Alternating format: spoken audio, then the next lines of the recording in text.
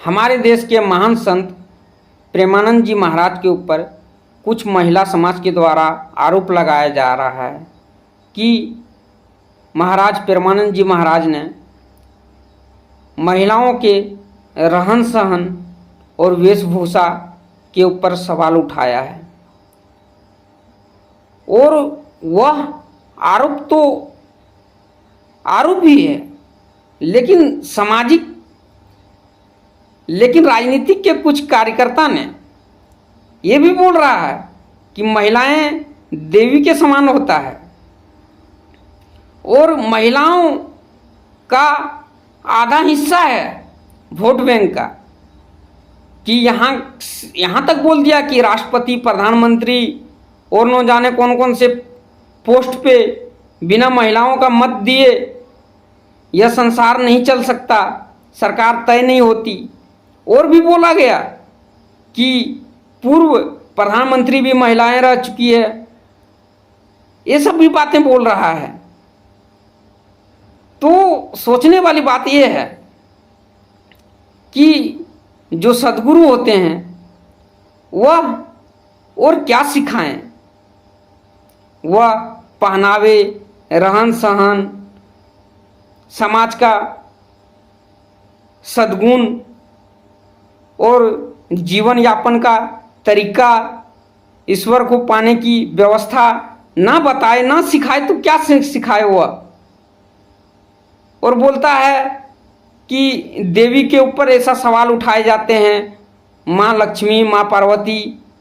अरे वो देवियाँ है कैसे? प्रेमानंद जी महाराज खुद राधा रानी का भक्त है, उन्होंने देवियों के ऊपर सवाल उठाया? ऐसा हो सकता है? वो देवी ही नहीं है, और जो देवी है उनके ऊपर सवाल उठाया ही नहीं जा सकता है। देवी वही है। हमारे देश में जितने देवियों की मूर्तियां हैं, जितने देवियों का ग्रंथ है, सब एक वस्त्र के मामले में पूरा का पूरा कपड़ा पहने हुए हैं और सबका अपना अपना काम है। सरस्वती का काम है, माता सरस्वती का काम है विद्यादानी, माता लक्ष्मी का काम है धनदानी, माता दुर्गे का काम है सर्वनाश विनाश को रोकना, माता काली का काम है अहंकारी व्यक्ति को तुरंत समाप्त करना। हमारे देश की कैसी देवियां हैं जिसकी जिम्मेदारियां हैं आधा नंगे घूमना? क्या कल्पना चावला हमारे देश की ही बेटी थी? वो क्या आधा नंगा गई थी अंतरिक्ष पे? जाके देख लो, अभी भी डला हुआ है गूगल में कौन से ड्रेस में वो थी। हमारे देश की इंदिरा गांधी आधी नंगी घूमती थी। शर्म आना चाहिए ऐसे संतों के ऊपर, ऐसे संत के ऊपर जो लांछन लगाता है उनको शर्म आना चाहिए। और मैं ये भी बात बता देना चाहता हूं कि लांछन लगा के तुम अन्य संतों को कुछ उखाड़ सकता है, प्रेमानंद जी महाराज को कुछ नहीं उखाड़ पाएगा। वह भगवान के बातों को, भगवान अपने बातों को प्रेमानंद जी महाराज से आप तक पहुंचाता है। उनको आज के युग में साधन बनाया है ईश्वर ने अपने बातों को आप तक पहुंचाने का। जैसे द्वापर में कृष्ण बना था, सतयुग में राम बना था, बातों को पहुंचाने का माध्यम ईश्वर का। वही ईश्वर का माध्यम है प्रेमानंद जी महाराज, जो आज राधा रानी के बातों को आप तक पहुंचाता है। मैं इस बातों को जो बोला इसमें प्रेमानंद जी महाराज को दुखी हो सकता है।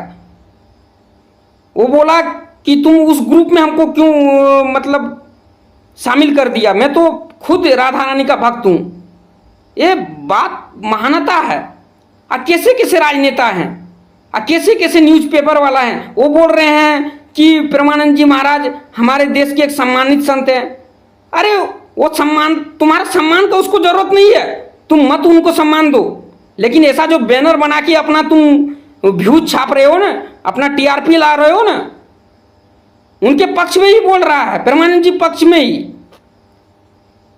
लेकिन क्या मतलब न्यूज वाला समझ के रखा, पता नहीं।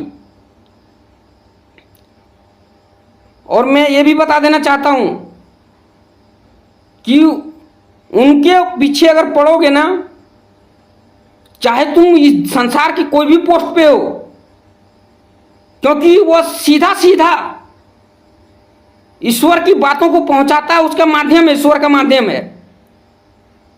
आज के डेट में, आज के समय में एक ही संत है जिन्होंने ईश्वर की अनुभूति प्राप्त किया है अभी के समय में, वो सिर्फ प्रेमानंद जी महाराज है।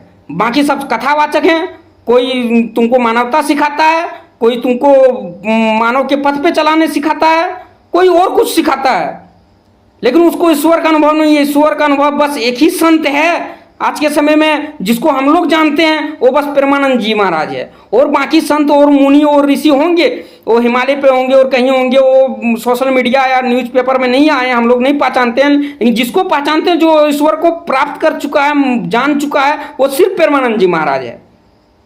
और उसके पीछे पड़ोगे ना और उसको कुछ करने चाहोगे, तुम्हारा सर्वनाश हो जाएगा। तुम बड़े से बड़े पोस्ट पे रहोगे तो भी कोई नहीं रोक सकता है। अरे ईश्वर से तुम लड़ोगे, कब तक लड़ोगे? कभी उनका तुम यात्रा को रोकते हो, वह रात में अपना पद यात्रा करता था, उनका विरोध किया। आज के समाज के बारे में ऐसा बोला तो उनका विरोध किया। तुम वेस्टर्न कल्चर है का है तो तुम वेस्टर्न कल्चर में रहो ना। तुमको कौन पकड़ के प्रेमानंद जी महाराज बोल रहा है कि तुम पूरा कपड़ा पहनो, या तुम ऐसे करो, या तुम पूजा करो, या तो भगवान को मानो? जो उनके पास आता है उनको बताता है, उनके माध्यम से जो मीडिया लगा है और जाता है, जो उस आदमी को सीखना है वो सीखता है। वो उस कल्चर में जो ढलने चाहता है, जिसको ईश्वर का क्षण चाहिए, वो बदलेगा। तुमको कौन बदलने बोल रहा है? तुम मत बदलो, कोई वो जबरदस्ती तो नहीं है। लेकिन ऐसा संतों के पीछे पड़ोगे तो फिर ये बात तो जरूर ही सोच लेना कि तुम्हारा आखिरी दिन है, बर्बादी का समय चालू हो गया है।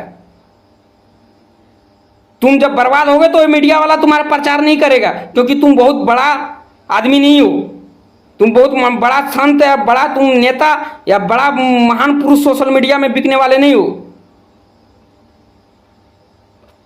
तुम दो पैसे और दो कौड़ी और दो पॉपुलरिटी बनाने के लिए ये सब जो कर रहे हो ना, जो भी तुम कर रहे हो तो बंद करो।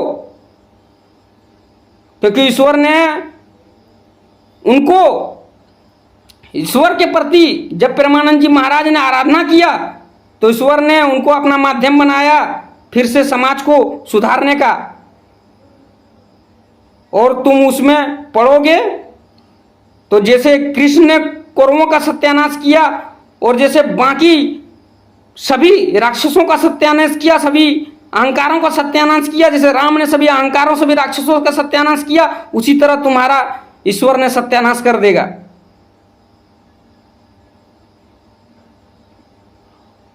और मेरे पास कुछ शब्द नहीं बोलने का। एक महान संत है प्रेमानंद जी महाराज, जो सीधा आपको ईश्वर की ओर ले जाने का बातें बताता है। उसने ईश्वर को किस पथ पे चल के अनुभव प्राप्त किया, ईश्वर को पाया, वही चीज आपको बताता है। उसमें चाहे जो भी बात सम्मिलित हो वो सत्य है।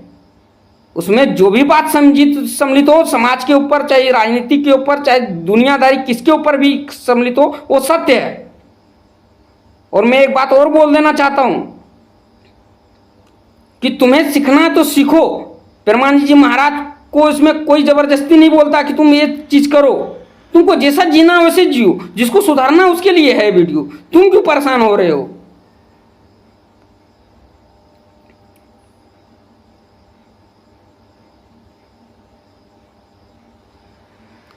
मैं क्या बोलूं?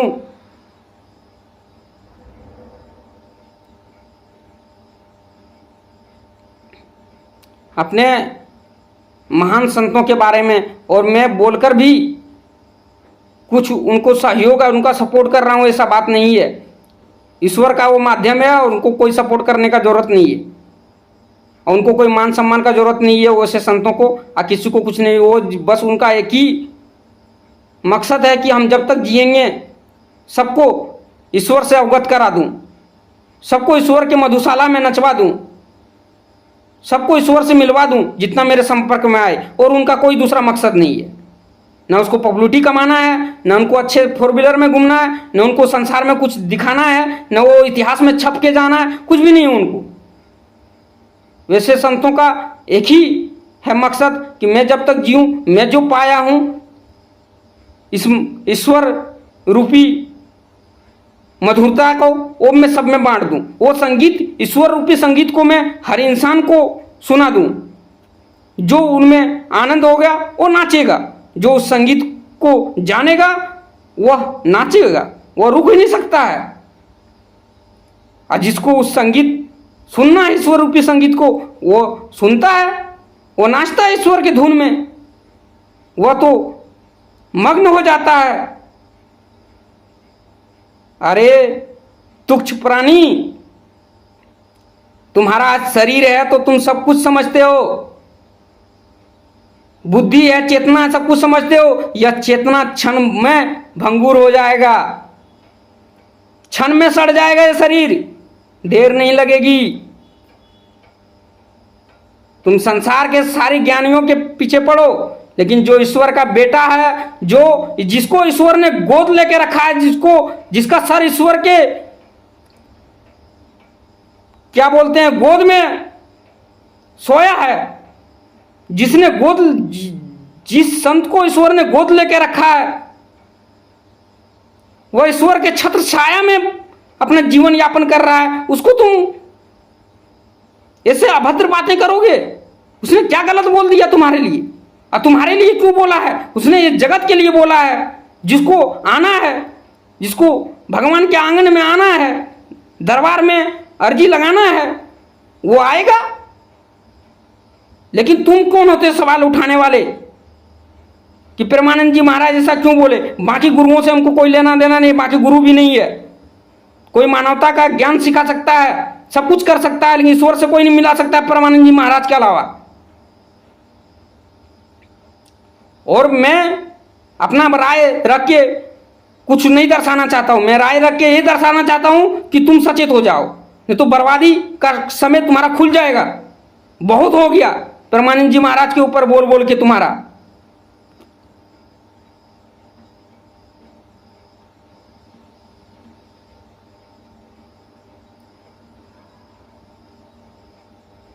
तुम इतना तुच्छ हो, इतना तुच्छ हो कि तुम्हारा कोई अस्तित्व नहीं है, वो मालूम है? कोई अस्तित्व नहीं है तुम्हारा इस संसार में। एक एक सांस ईश्वर का देन है, तुम्हारा चेतना, तुम्हारा मन ईश्वर का देन है। एक झटका नहीं लगेगा, तुम्हारा सारी अकड़, सारी हेकड़ी निकल जाएगा। जीवन का सारी अकड़ है ना, वो सारी अकड़ निकल जाएगी, सारी हेकड़ी, सारी पेशे निकल जाएगा। जो ईश्वर और संतों के बीच में जो आएगा, उसको उसका सारी हेकड़ी, सारी अकड़, सारी पेशे निकल जाएगा, सारी तर्क निकल जाएगा। तुम जियो अपना जीवन को, ईश्वर को कोई तकलीफ नहीं है। तुमको जो करना है करो आम आदमी के साथ, ईश्वर को कोई तकलीफ नहीं है। तुमको जैसे जीना है, ईश्वर ने खुद स्वतंत्रता देके रखा है इस बात का। तुमको जैसे जीना है जियो तुम, ईश्वर ने खुद स्वतंत्रता दिया, इसीलिए तो इतनी इंद्रियां, 5 इंद्रियां बनाया है, मन बनाया है, जो हर एक इंद्रियों को ऑब्जर्व कर सके, हर एक इंद्रियों का एंजॉय कर ले सके। अरे तुम कैसे भी रहो, इससे ईश्वर को कोई फर्क नहीं, आपको ही उसने छूट दे के रखा है। पर संतों ईश्वर के बीच में मत आओ। संत और ईश्वर के बीच में आया, उन दोनों में घनिष्ठ प्रेम होता है, एक ही होते हैं दोनों। उनके बीच में तुम अगर घुस गया संत ईश्वर के बीच में, तुम भस्म हो जाओगे क्षण भर में, क्षण भर में भस्म हो जाओगे। संत और ईश्वर के बीच में नहीं घुसना। जो निश्चिंत ईश्वर का भक्त हो, उनके बीच में नहीं घुसना। हाँ, उनका तुम अनुभव प्राप्त कर सकते हो, उनके ईश्वर संतों के नाचने का आनंद प्राप्त कर सकते हो, तुम भी घुल मिल सकते हो, तुम भी उनके सुगंध से सुगंधित हो सकते हो, तुम भी आत्मा को परमात्मा से मिला सकते हो। ये सब में रोक नहीं लगाया है ईश्वर ने। लेकिन उस नृत्य में, जहां ईश्वर संतों का नृत्य हो रहा है उसमें तुम बाधा नहीं डालना। तुम कुछ भी नहीं हो, तुम यह ब्रह्मांड को नहीं जानते हो। अरे साइंस ने बता के रखा, पढ़ो। तुम इस ब्रह्मांड का कोई अंश नहीं हो, कोई अंश नहीं हो। इस ब्रह्मांड का कोई तुम अंश ही नहीं हो। इस ब्रह्मांड का तुम क्या हो, एक देखोगे तो कुछ अंश ही नहीं हो तुम ब्रह्मांड का। तुमको इतना बड़ा, जो तुम ईश्वर से लड़ जाओगे, जिसने संतों के माध्यम से बातों को पहुंचा रहा है उसको तुम लड़ोगे। मेरा वीडियो बनाने का यही मकसद है कि तुम जियो। भगवान ने तुम्हें स्वतंत्रता दे के रखा है, तुम जियो। जो करना है, अन्याय न्याय पाप पुण्य जो करना है, भोगना है, पूरा संसार को भोगो, दुनिया करो, जो करना है। लेकिन भगवान ने संतों के माध्यम से जो बातों को पहुंचा रहा है उसके बीच में बाधा नहीं बनना। तुम कुछ हो ही नहीं, तुमको लगता कुछ है, वो भी तुमको जो लगता है वो भी क्षण में भंगुर हो जाएगा, क्षण में खत्म। तुम स्वतंत्र करो, और जिसके पास ये वीडियो पहुंच रहा है वो सुधर जाओ। वो आज दिन से ऐसा विरोधाभास भगवान के प्रति नहीं करना। उसने अपने बातों को संतों के माध्यम से पहुंचा रहा है। जितना प्रेमानंद जी महाराज ने ईश्वर के प्रति मेहनत किया ना, ईश्वर को पाने के लिए जब पा लिया तो उतना ईश्वर ने भी मेहनत करके अपने बातों को पहुंचा रहा है। प्रेमानंद जी के माध्यम, प्रेमानंद जी महाराज के माध्यम से आप तक, जो ईश्वर के मधुशाला में मधुमेह होना चाहता है वो मधुमेह होगा। तुम्हें नहीं होना है तो मत हो। भगवान कृष्ण ने खुद बोला, जिसको गीता सुनना है उसी को सुनाओ, जिसको नहीं सुनना है, नहीं पठन करना है, उसको मत, कोई चीज का जरूरत नहीं है। मैं भी तुम्हें यही बोलता हूं, तुम स्वतंत्र हो। ईश्वर ने तुम्हें स्वतंत्र दे के छोड़ा है, भगवान ने स्वतंत्र दे के छोड़ता है। फिर संत और भगवान कौन होते तुमको बंधन में डालने वाला? जब ईश्वर ने स्वतंत्र छोड़ा, मैं तुम्हें क्यों बंधन में डालूं? कोई संत तुम्हें क्यों बंधन में डालेगा? अरे जो भगवान के रंगों में जिसको रंगना है वो आएगा। उसने भगवान को पाया है, जिस रास्ते से वही रास्ते बताता है। तुमको चीड़ नहीं भरना चाहिए, तुम अपना जीवन जियो। अगर चीड़ पड़ा और भगवान और संतों के बीच में आया, आखिरी बात है, भगवान और संतों के बीच में आया, तुम्हारा सर्वनाश क्षण भर में हो जाएगा। और तुम इस साइंस में जाके देख लो, पूरा साइंस को पढ़ लो, तुम इस ब्रह्मांड का अस्तित्व भी नहीं हो। और ढूंढा जाए ब्रह्मांड का, तुम अस्तित्व भी नहीं हो, अस्तित्व हो ही नहीं। फिर भी तुम अपने आप को अस्तित्व मानते हो, इतना काफी है। मानते हो तो अच्छी बात है। तुम्हारे पास दिया भगवान, इंद्रियां दिया है, चेतना दिया है, शरीर दिया है, मान लो। लेकिन वो अस्तित्व नष्ट होने में क्षण नहीं लगेगा। क्षण क्षण जिसको बोलता है वो नहीं लगेगा। एक एक सांस ही ईश्वर है, वो सांस ही तुम्हारा कोई काम का नहीं बचेगा। ईश्वर से तुम लड़ोगे, डर नहीं लगता? ईश्वर से लड़ने चले हो। अरे जी लो, अपना जीवन मिला है, जी लो। ईश्वर से लड़ने जाते हो, संसार से लड़ो ना जाके। पता है तुमको प्रेमानंद जी महाराज, ईश्वर के बात वो नहीं पहुंचा तो उसको मालूम नहीं है। वो बेचारा ये सब बखान नहीं करता है, लेकिन ईश्वर ने खुद अपने बातों को, आज मैं नहीं बोल रहा हूं, ये जब से पृथ्वी की जननी हुई है तब से ईश्वर ने किसी न किसी माध्यम से इस मानव को मानवता सिखाने आया है। और वो माध्यम आज प्रेमानंद जी महाराज है। ईश्वर का माध्यम है, वो नहीं बताएगा, ये मैं बता रहा हूं।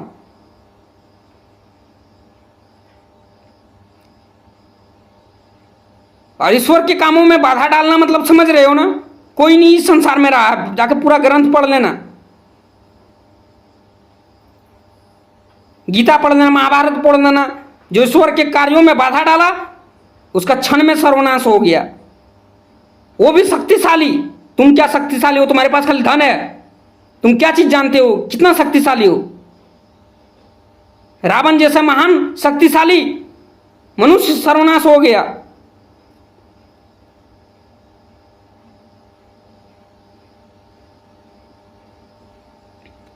आज मैं अपने वाणी को इसी में विराम देना चाहता हूं कि तुम अपना जीवन में स्वतंत्र हो, ईश्वर ने तुम्हें स्वतंत्र करके छोड़ा है, लेकिन ईश्वर के कामों में तुम अड़चन नहीं बनो, इसी में तुम्हारा भलाई है। और यह जगत में तुम कुछ भी नहीं हो, या ब्रह्मांड में तुम कुछ भी नहीं हो, तुम्हारा कोई अस्तित्व नहीं है। तुम साइंस में जाके देख लो, साइंस पढ़ लो, भूगोल पढ़ लो, तुम्हारा अस्तित्व ही नहीं है। मेरा भी अस्तित्व नहीं है, कोई मनुष्य कोई जीव का अस्तित्व नहीं है, एक एक प्राणी का। सबको इकट्ठा कर लिया जाए तो कुछ अस्तित्व है, सभी समूह, सबका समूह बना दिया जाए तो कुछ अस्तित्व है, बाकी एक प्राणी का कोई अस्तित्व नहीं है। जितना जीव प्राणी, जितना कीड़े मकोड़े, सबको इकट्ठा कर लिया जाए तो इस ब्रह्मांड में कुछ अस्तित्व है, वो भी कुछ।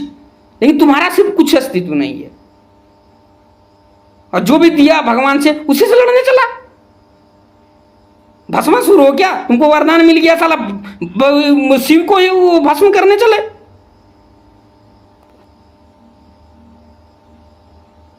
तुम्हारे पास धन है, दौलत है, वो ईश्वर का वरदान है। तुमने कुछ अगले जन्म में अच्छा कार्य किया है, मिला है, फिर उसी को भस्म करने चले हो।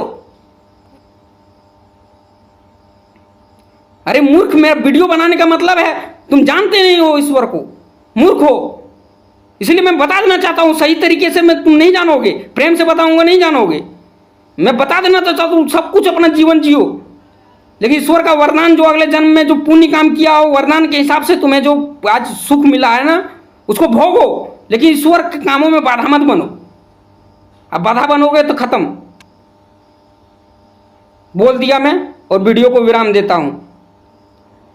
जय श्री कृष्ण, जय श्री कृष्ण।